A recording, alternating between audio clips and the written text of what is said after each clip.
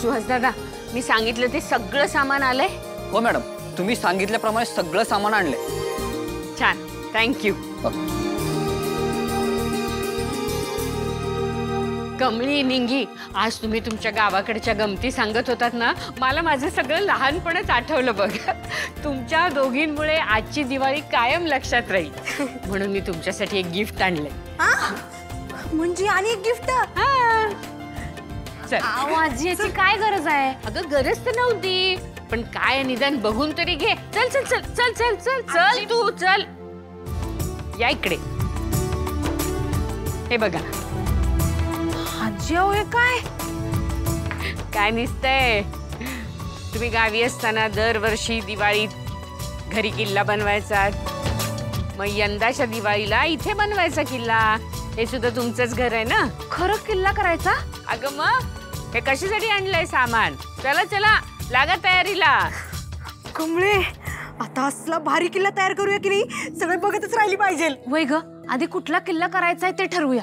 आणि हा, चिखलात तू हात घालायचा नाही, ते माझं काम आहे, मीच करणार बघ. आणि पायऱ्याला किती दगड, वर किती दगड लागणार हे बघून घेतो. चालते. मी पण आहे तुमच्या मदतीला. मला काय कमी समजू नका. लहानपणी मी सुद्धा किल्ला बनवलाय. हा, आलेच मी. आजी, या की मग तुम्ही बी काम करा. ए, त्यासनी काय कामाला लावतेस काय? खुळे आहेस काय तू? चल, हे बघ महाराज. ए राजन.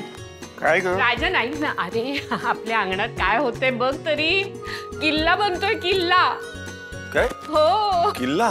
हो, कमळी आणि निंगी दोघी जणी बनवणार आहेत किल्ला, आणि मी पण मदत करणार आहे त्यांना. आई, तू सुद्धा त्यांच्यात सामील झालीस काय? हो, तू काय लहानपण विसरलास का राजन?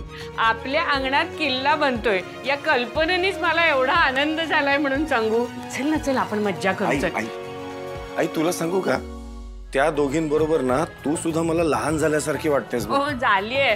चल ना तू. बरं ऐक, माझं एक छोटंसं काम आहे, ते करतो आणि पटकन येतो. तोपर्यंत तुमचा किल्ला बनवणं चालू राहू द्या. हा, काय तू ये लवकर. येतोय येतो.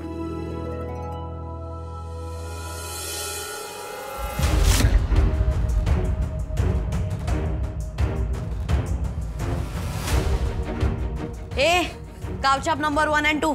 हे काय आहे? काय घाण करून ठेवली आहे? मेस करून ठेवलाय सगळा. हे ना, हे आमचं घर आहे, घर. इथे घाण का करताय? आणि हे काय आहे? हे चिक्कल आहे, तुला कळत नाही का?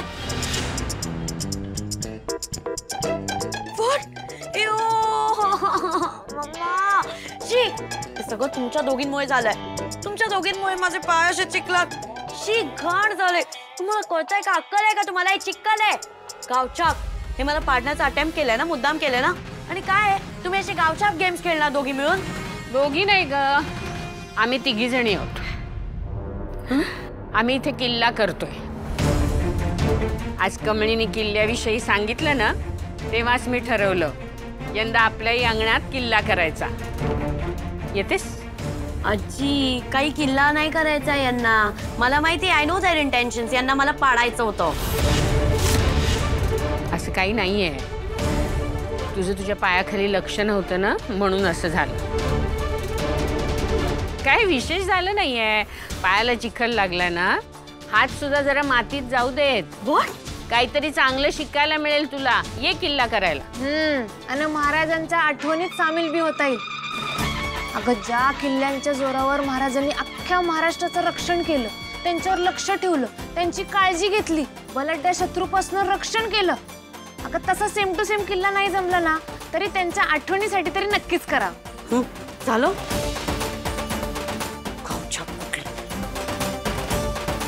कधी आणि कशी सुधारणार?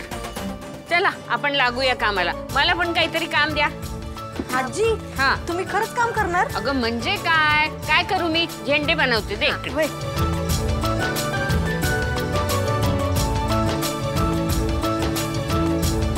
काय मग, कुठला किल्ला बनवायचं ठरलंय? राजगड ठरलाय. अरे वा, राजगड का? छान छान. तुम्हाला तुमच्या गावाजवळच्या पन्हाळगडची गोष्ट ऐकायची का? चालतंय की. म्हणजे पन्हाळगडावर अनेक राजांनी राज्य केली ना. त्या वेळेला पन्हाळगडाची नावं बदलत गेली.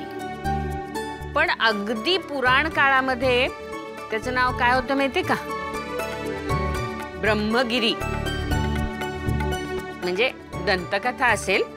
असं म्हणतात की ब्रह्मदेवानी तिथे तपश्चर्या केली होती, म्हणजे प्रजा निर्माण करावी म्हणून.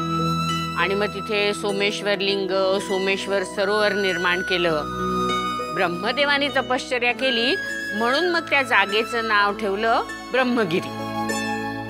आणखीन एक कथा आहे. तिथे पराशर ऋषींनी सुद्धा एकदम उग्र तपश्चर्या केली होती. नेहमीप्रमाणे त्या तपश्चर्येमध्ये विघ्न आणण्याचा प्रयत्न केला. कुणी? इंद्रानी. आणि त्यासाठी त्यांनी नागांना मदतीला घेतलं होतं. नागांनी त्या तपश्चर्येमध्ये विघ्न आणलं म्हणून पराशर ऋषी प्रचंड कोपले आणि त्यांनी त्यांना नागांना शाप दिला. मग काय, सगळे नाग घाबरले, शरण आले. आणि मग त्या नागांच्या स्मरणार्थ म्हणून त्या जागेला म्हणायला लागले पन्नगालय. पन्नग म्हणजे नाग, आलय म्हणजे घर, म्हणून ते झालं पन्नगालय. नंतर मग वेगवेगळे राजे आले ज्यांच्या ताब्यात तो गड होता. त्यांनी वेगवेगळी नावं ठेवली. पण आपले महाराज शिवाजी महाराजांचं राज्य आलं तेव्हा तो होता पन्हाळगड. आता शिवाजी महाराजांनी पन्हाळगड कसा सर केला याची गोष्ट तर तुम्हाला माहितीच असेल. होय, आबांनी मला सांगितली होती बघा गोष्ट.